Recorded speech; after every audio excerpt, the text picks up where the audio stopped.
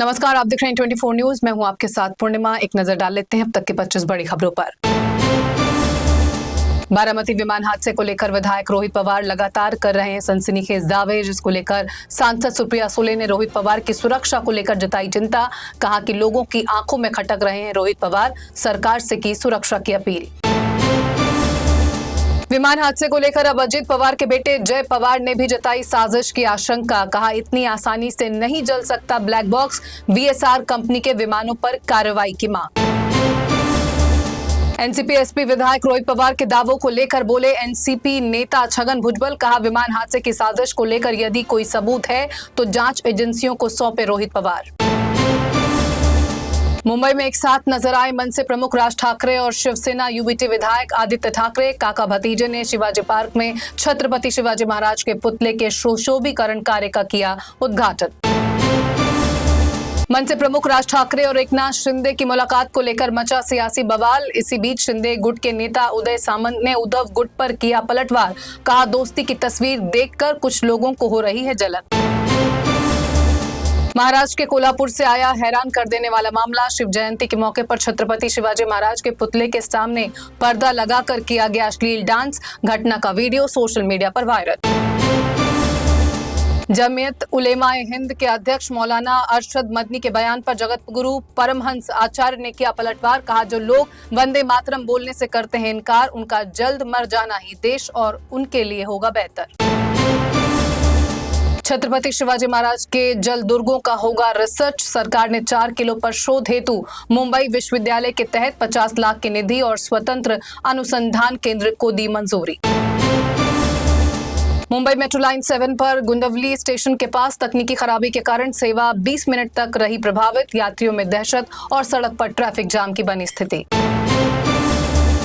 CM Devendra Fadnavis ने Navi Mumbai international airport पर FedEx के 2500 करोड़ रुपए के कार्गो हब का किया शिलान्यास। 6000 से अधिक प्रत्यक्ष और अप्रत्यक्ष रोजगार के अवसर पैदा होने की उम्मीद। एकनाथ शिंदे और राज ठाकरे के सीक्रेट मीटिंग पर संजय राउत ने किया तीखा प्रहार। एकनाथ शिंदे पर निशाना साधते हुए उन्हें गद्दार दिया करार। कहा इन्होंने बाला साहेब ठाकरे की शिवसेना की पीठ में खोपा छुरा। नागपुर बनेगा राफेल का ग्लोबल हब। 96 लड़ाकू विमानों का होगा स्वदेशी निर्माण। डसॉल्ट एविएशन और भारत की इस मेगा डील से रक्षा क्षेत्र में आत्मनिर्भरता को मिलेगा बढ़ावा। प्रयागराज में बटुकों के साथ बदसलूकी के बाद ब्रजेश पाठक ने लखनऊ में 101 बटुक ब्राह्मणों का किया सम्मान। उन्होंने पुलिस द्वारा शिखा खींचने की घटना को महापाप दिया करार। आरएसएस प्रमुख मोहन भागवत ने लखनऊ दौरे पर सीएम योगी और दोनों डिप्टी सीएम से अलग अलग की मुलाकात। कैबिनेट विस्तार और 2027 चुनाव की रणनीति को लेकर चर्चा की जताई गई आशंका।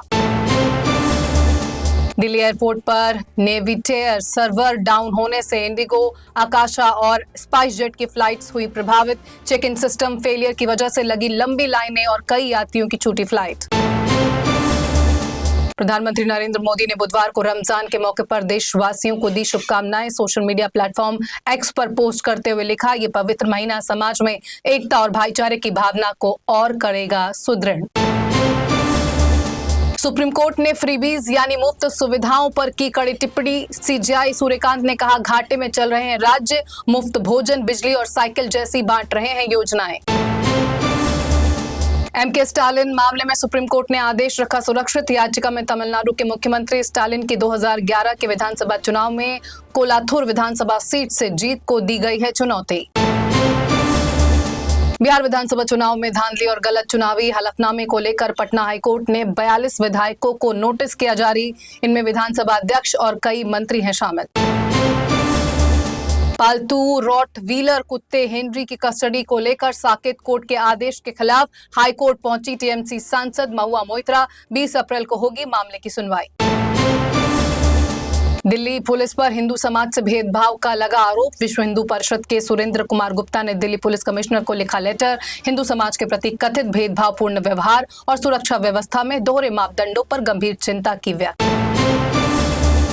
भोजपुरी सुपरस्टार खेसारी लाल यादव राजनीति से करने जा रहे हैं तौबा। बिहार विधानसभा चुनाव में आरजेडी ने बनाया था उम्मीदवार। खेसारी लाल यादव ने कहा वो है महज एक कलाकार। शेयर बाजार में देखने को मिली भारी गिरावट। कारोबार के समय करीब 1100 अंक नीचे चला गया सेंसेक्स। वहीं 50 दिन के ऑल टाइम लो पर गया निफ्टी। निवेशकों को करीब 6 लाख करोड़ रुपए का नुकसान।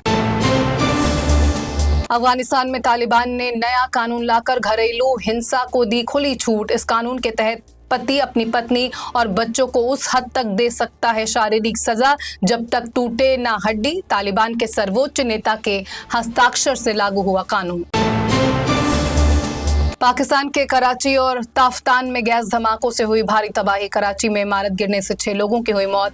ताफ्तान गैस प्लांट में फंसे हुए हैं 100 से ज्यादा लोग। तो 25 बड़ी खबरों में फिलहाल बस इतना ही। देश दुनिया की तमाम खबरों से अपडेट रहने के लिए आप जुड़े रहिए 24 न्यूज के साथ। मुझे दीजिए इजाजत। नमस्कार।